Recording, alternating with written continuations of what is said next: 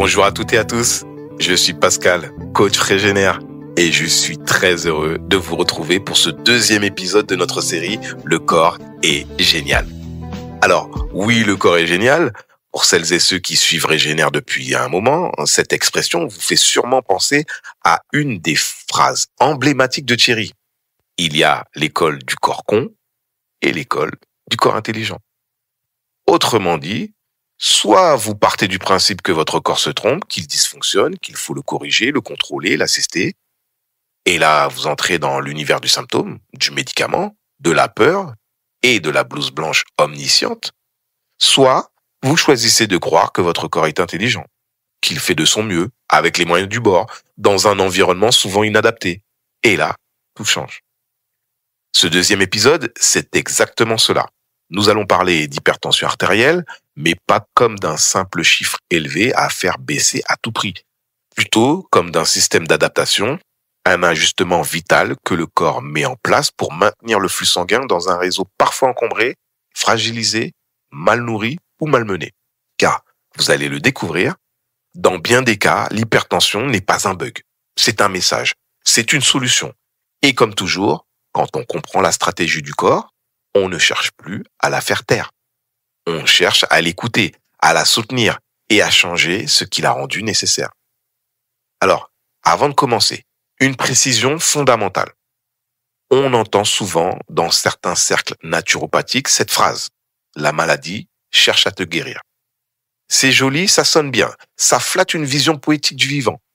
Mais c'est aussi, disons-le franchement, une bêtise. À force de rejeter les excès de la médecine symptomatique, qui veut faire taire tous les signaux dès leur apparition, à coups de médicaments, comme si le symptôme était le problème, on tombe parfois dans l'excès inverse. Celui qui consiste à dire que tout symptôme est bon, que toute maladie est une phase de guérison et qu'il n'y a rien à faire, sinon laisser faire. Non, la vérité est ailleurs. Elle est dans la complexité du vivant. Le corps ne cherche pas forcément à te guérir. Ce qu'il cherche avant tout, c'est à survivre. Compenser comme il peut, à maintenir l'équilibre en terrain hostile, à faire avec ce qu'on lui donne, même quand ce qu'on lui donne, c'est du sucre, du stress, des nuits pourries et un canapé. Prenez l'exemple de la résistance à l'insuline. Ce n'est pas une phase de régénération, c'est une stratégie de défense métabolique pour empêcher que le glucose en excès ne détruise les cellules. C'est une solution de secours, pas une dynamique de guérison. Le symptôme, c'est le cri du corps qui dit « Je fais ce que je peux, mais arrêtez de m'en demander trop ». Alors non, la maladie n'est pas là pour te guérir. Et non, le symptôme n'est pas un signe de bonne santé, non. Mais oui, comme toujours dans cette série, on va voir comment et pourquoi le corps fait ce qu'il fait. Et en comprenant ça, on pourra agir non pas contre lui, ni en le glorifiant naïvement, mais avec lui. Et permettez-moi un coup de gueule. Parce que franchement, ce genre de phrase toute faite, la maladie te guérit, les microbes n'existent pas, tout symptôme est bon, ça fait du mal à la naturopathie. Ça nous fait passer pour des illuminés, des idéologues, des rêveurs déconnectés du réel. Mais non, la maladie ne cherche pas à te guérir. Elle exprime un déséquilibre, elle signale un terrain en souffrance, elle témoigne d'une tentative de compensation du corps face à une surcharge. Elle informe, elle alerte, elle nous invite à changer. Mais ce n'est pas elle qui guérit. Quant aux microbes et aux virus, bien sûr qu'ils existent. Mais non, dans la grande majorité des cas, ils ne sont pas les coupables premiers de la maladie. Ils sont là parce que le terrain est prêt à les accueillir.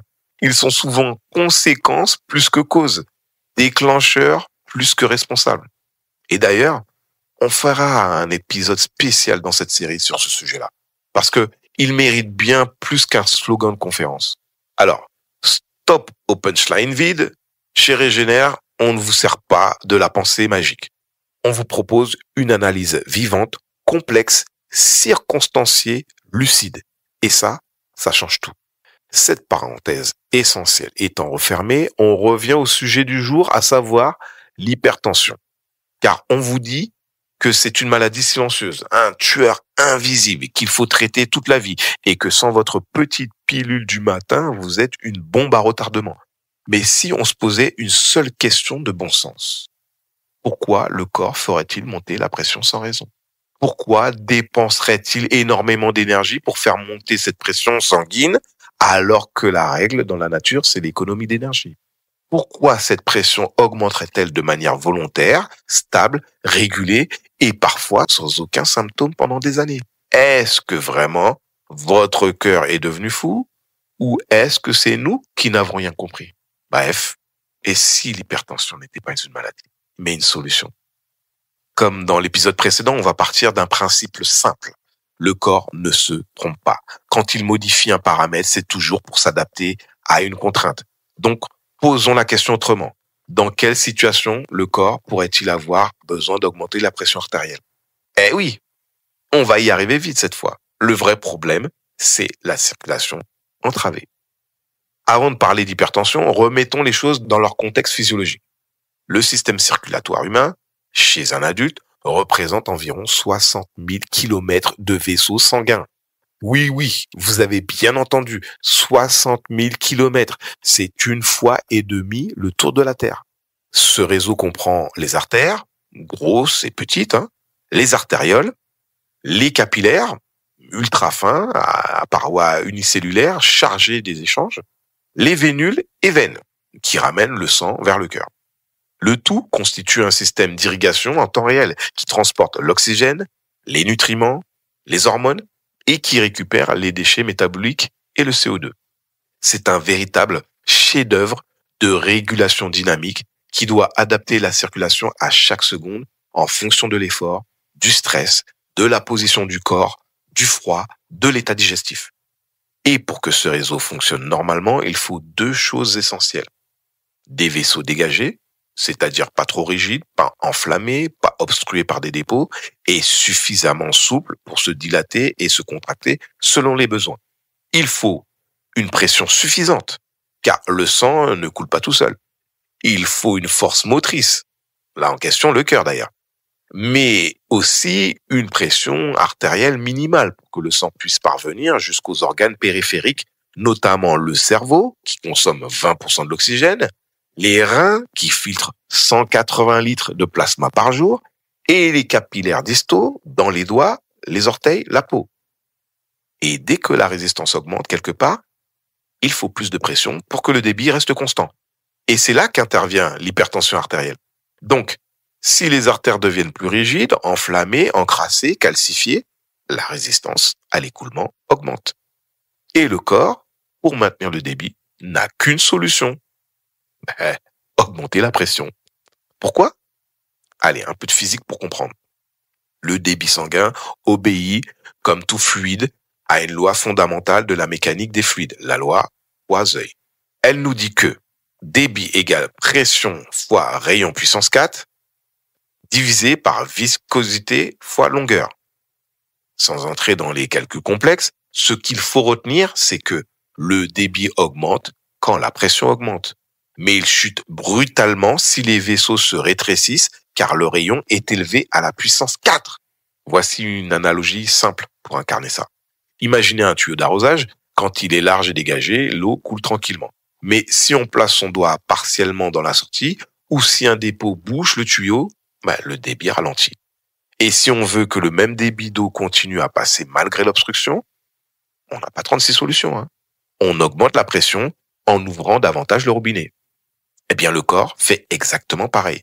S'il y a rigidification des artères, athérosclérose, s'il y a inflammation vasculaire, s'il y a un dépôt de cholestérol ou de calcium, s'il y a hyperviscosité du sang, due généralement à la déshydratation, à l'alimentation, aux toxines, alors la seule façon de maintenir le débit vital vers les organes, en particulier les reins, le cerveau et le cœur, c'est d'augmenter la pression artérielle.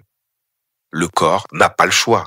S'il ne le fait pas, certains tissus ne sont plus irrigués correctement. Et là, c'est l'ischémie, le manque d'oxygène, la panne. Donc, non, L'hypertension n'est pas un dysfonctionnement, c'est une réponse intelligente du vivant à un réseau vasculaire devenu obstrué ou enflammé. Ce n'est pas une pathologie en soi, c'est une stratégie de survie. L'hypertension, dans la plupart des cas, est donc une adaptation à un système bouché, à un effort vital du corps pour maintenir l'irrigation malgré l'obstacle. Alors, pourquoi vos vaisseaux se rigidifient? La médecine moderne mesure la tension, mais ne se demande presque jamais pourquoi elle monte. Voici quelques causes majeures d'encombrement vasculaire. Première cause, l'excès de glucose, glucation des protéines vasculaires, perte d'élasticité. En gros, lorsque le taux de glucose sanguin reste élevé, le sucre se fixe spontanément et de manière irréversible sur les protéines des parois vasculaires. C'est un phénomène appelé glycation. Cela forme des composés rigides appelés produits de glycation avancée. Ces derniers modifient la structure du collagène et de l'élastine, diminuant l'élasticité des vaisseaux. Résultat, les artères deviennent plus rigides, moins capables d'absorber les pulsations cardiaques, ce qui contribue directement à l'élévation de la pression artérielle. Deuxième raison, l'inflammation chronique, qui amène l'épaississement des parois artérielles. En cas d'inflammation de bas grade, souvent silencieuse mais persistante, l'endothélium vasculaire, la couche interne des artères, réagit en épaississant sa paroi, comme un tissu qui se protège.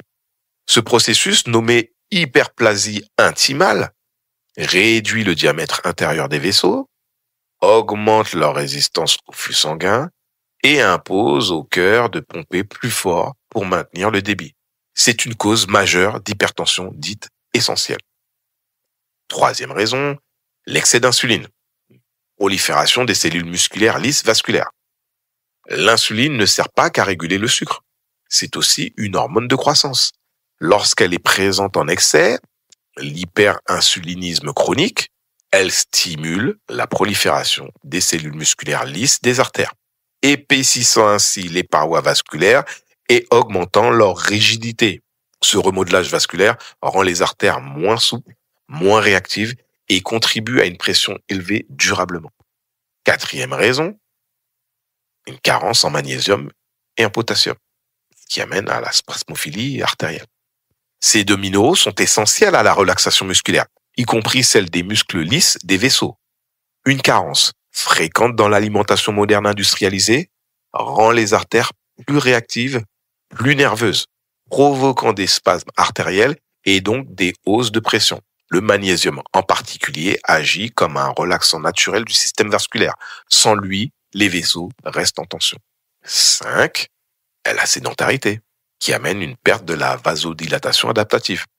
L'activité physique régulière stimule la production d'oxyde nitrique, une molécule vasodilatatrice majeure sécrétée par l'endothélium.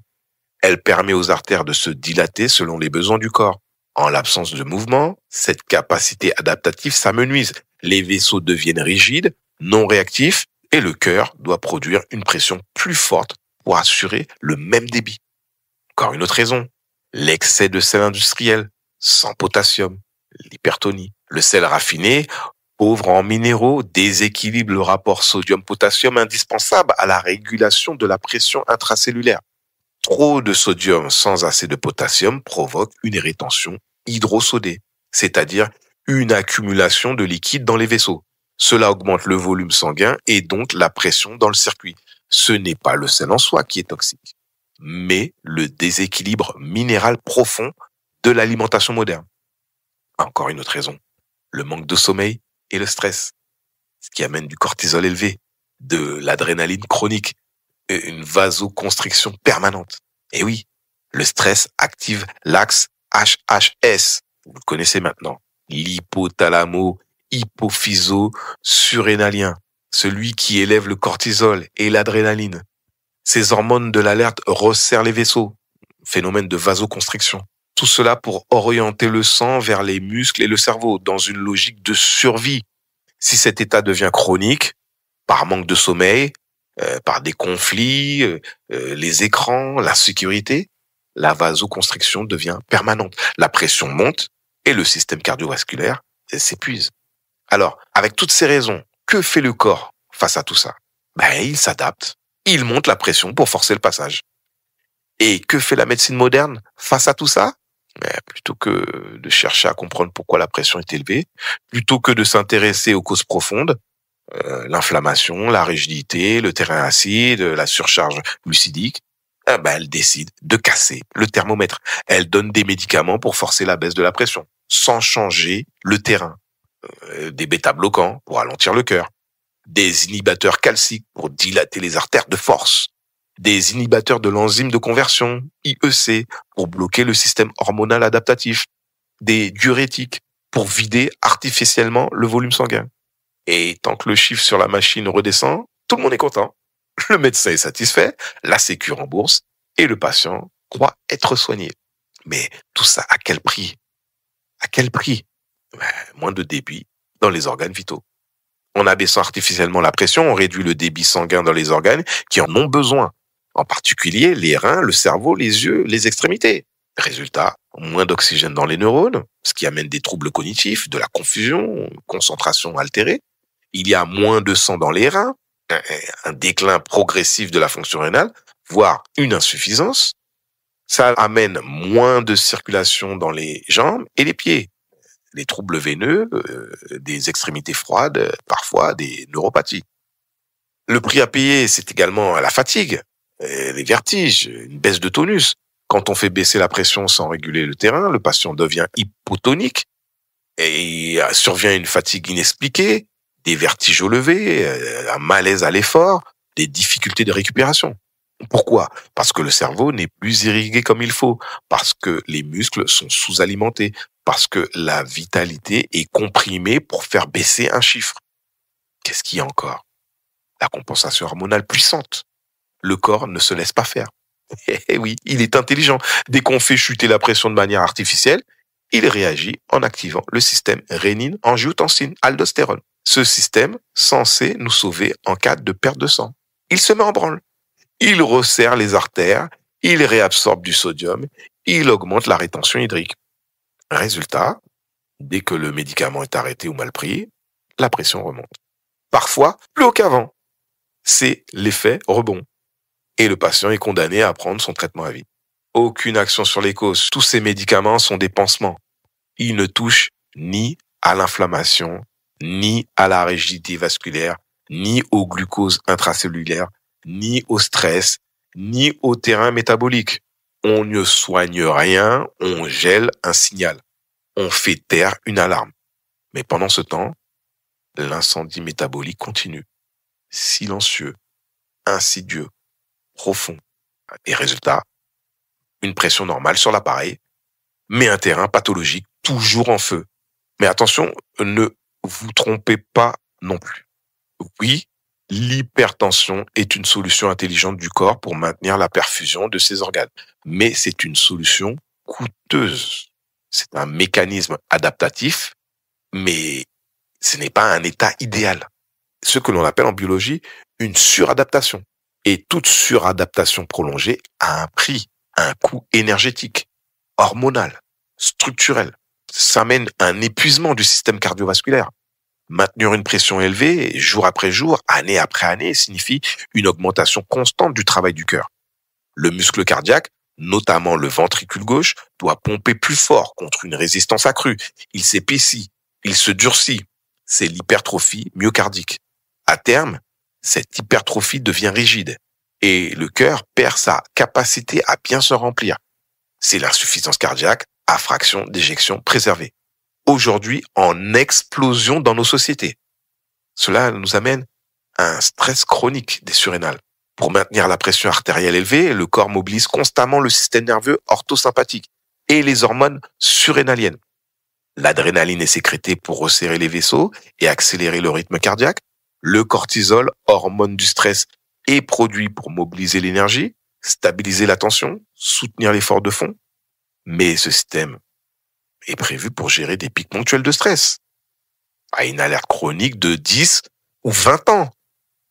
Résultat, épuisement progressif des glandes surrénales, avec à la clé une fatigue matinale, un sommeil non réparateur, des fringales sucrées, une nervosité, une hypotension orthostatique et parfois un burn-out physiologique silencieux.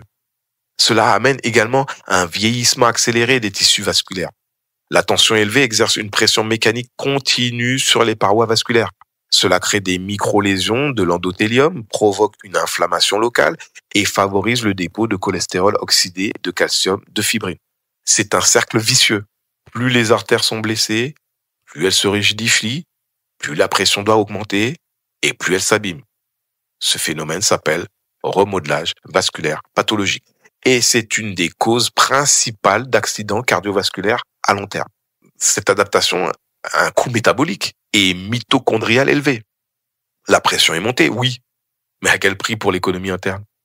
Chaque cellule reçoit son oxygène sous pression accrue, mais dans un contexte inflammatoire, acide, oxydant. Les mitochondries, véritables centrales énergétiques de vos cellules, fonctionnent alors sous stress oxydatif, avec une altération de la production d'ATP et une plus grande production de radicaux libres. Ce terrain métabolique appauvrit, diminue la capacité de récupération, ralentit la détox et entretient le terrain de maladies chroniques. Donc oui, l'hypertension est une solution, mais c'est une solution de dernière ligne, une urgence de terrain. Le rôle de la médecine naturelle, de la régénération, de la physiologie vivante, ce n'est pas de casser cette solution, c'est de supprimer la nécessité qui la rend vitale. Alors, comment? En dégageant les vaisseaux, en diminuant l'inflammation, en rendant au sang sa fluidité, en rendant au corps sa souplesse, sa variabilité, sa résilience. Et c'est exactement ce qu'on fait ici à Régénère. Pas en imposant une norme, mais en écoutant ce que le corps exprime, en combinant les connaissances les plus rigoureuses avec les outils du vivant. Le jeûne, le mouvement, l'alimentation, la respiration, la conscience. Parce que la santé n'est pas un chiffre, c'est une qualité de circulation, de relation, de conscience vivante. J'insiste, l'hypertension est un message à décoder.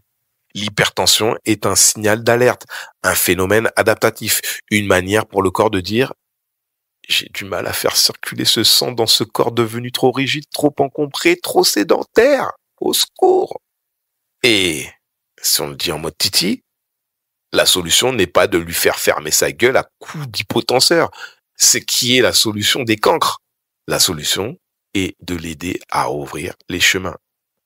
C'est une solution intelligente, adaptée à la génialité du vivant. 1. Par une alimentation dite vivante, riche en micronutriments, eux ou pas transformés. Pourquoi? Parce que la rigidité artérielle, l'inflammation vasculaire et la spasmophilie sont directement nourris par une alimentation morte, industrielle, acidifiante et appauvrie.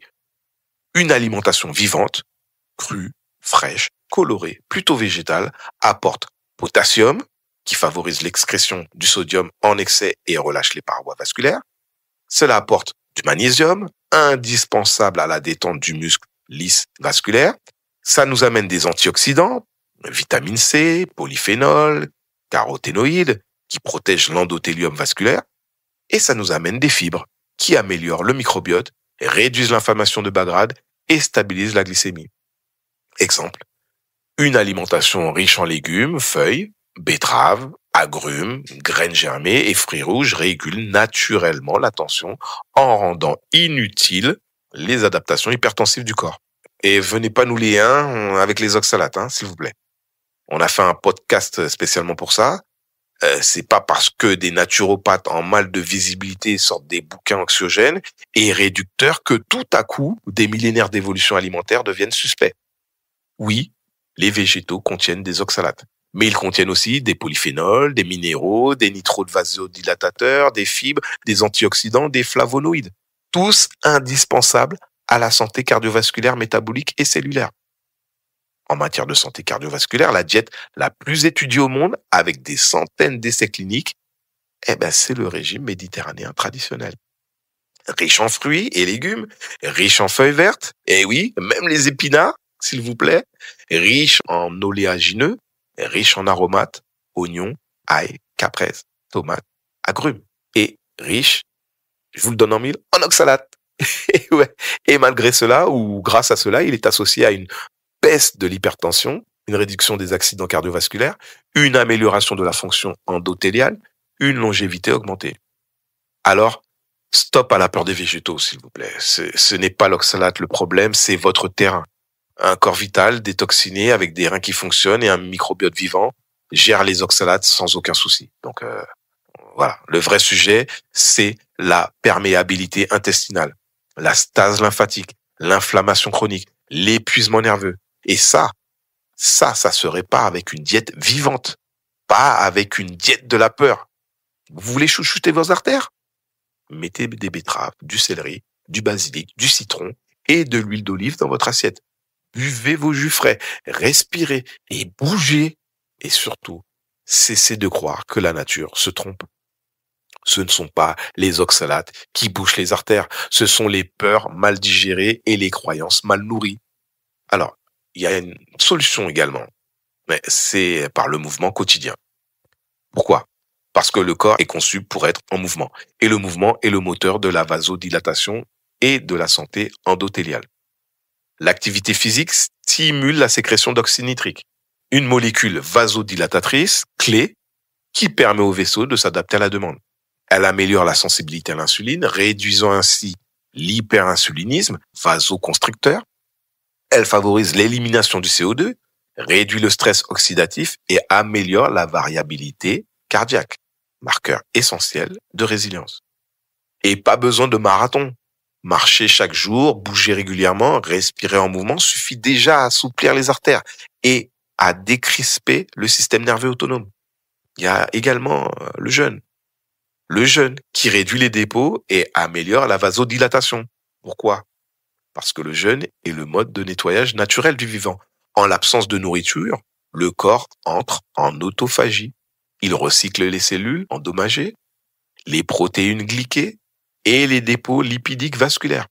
Il améliore la flexibilité métabolique, fait chuter la glycémie et l'insuline, ce qui diminue la rétention hydrosodée, diminue la tension des artères, diminue la demande de pression.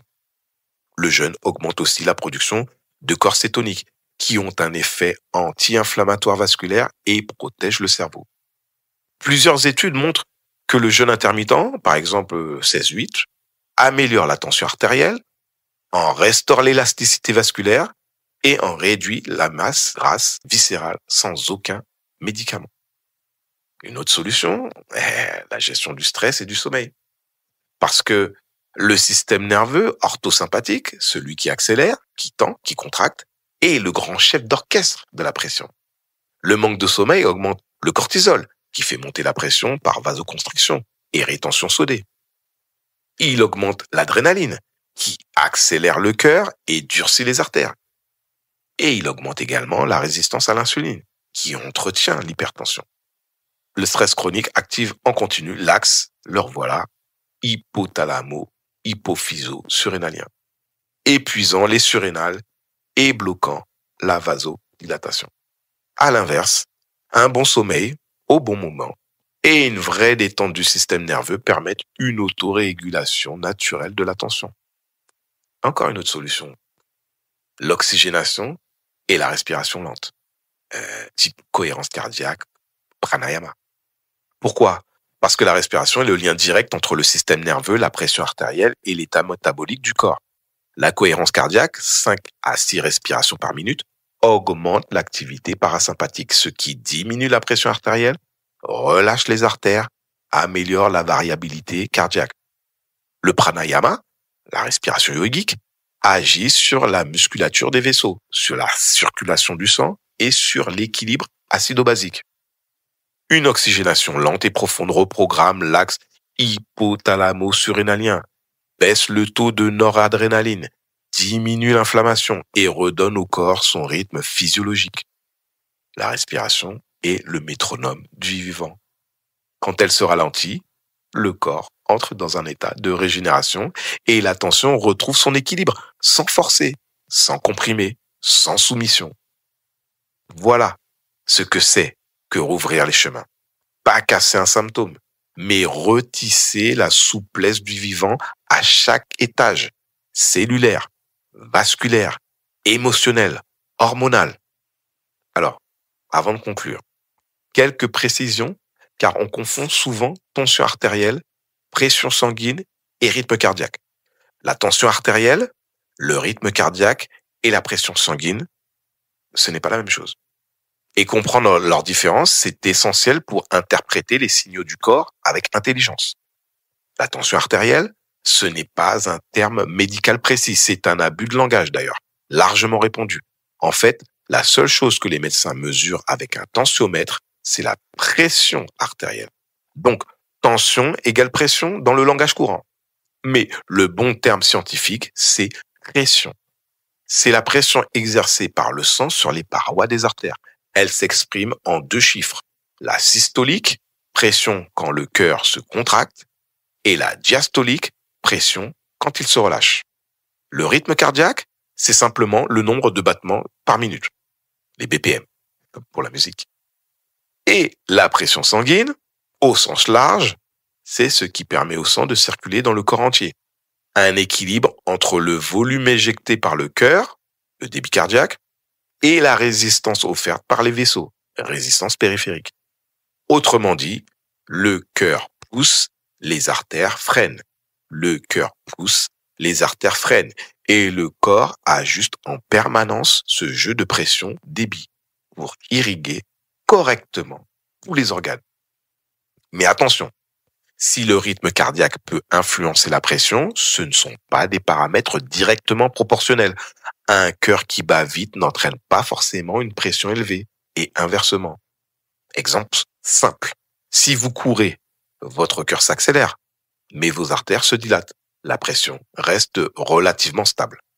En revanche, en cas de stress ou de peur, le rythme augmente et les vaisseaux se contractent. La pression monte. Et chez de nombreuses personnes hypertendues, on observe une pression très élevée avec un rythme normal. Ce n'est pas le cœur qui s'emballe, c'est le réseau vasculaire qui est devenu rigide ou obstrué. Donc, non, on ne peut pas diagnostiquer une hypertension en prenant le pouls. De manière occidentale, je précise, car la prise des pouls, selon l'approche de la médecine traditionnelle chinoise ou ayurvédique, est tout autre chose, bien plus riche en informations. Et non, ce n'est pas parce que vous avez 90 pulsations par minute que vous êtes hypertendu. C'est pourquoi il faut comprendre le système dans son ensemble plutôt que de tout confondre. Et surtout, apprendre à écouter les signaux du corps au lieu de les faire taire. Alors, concluons. L'hypertension n'est pas une erreur. Ce n'est pas une maladie. C'est un signal vital d'adaptation circulatoire, une tentative de survie dans un système bouché. Mais comme d'habitude, on confond le signal avec le problème, on attaque le symptôme sans traiter les causes et on laisse le terrain pourrir en silence. Et surtout, on met la personne en danger. Car faire baisser artificiellement la tension, c'est réduire la perfusion vers les organes vitaux, moins de sang vers le cerveau, vers les reins, les extrémités, c'est moins d'oxygène, moins de nutriments, plus de fatigue, plus de confusion, de déclin progressif. Le feu couve, mais on a éteint l'alarme. Alors, ouvrez les yeux. Votre corps ne vous trahit pas. Il essaie de survivre à sa manière, avec les moyens du bord.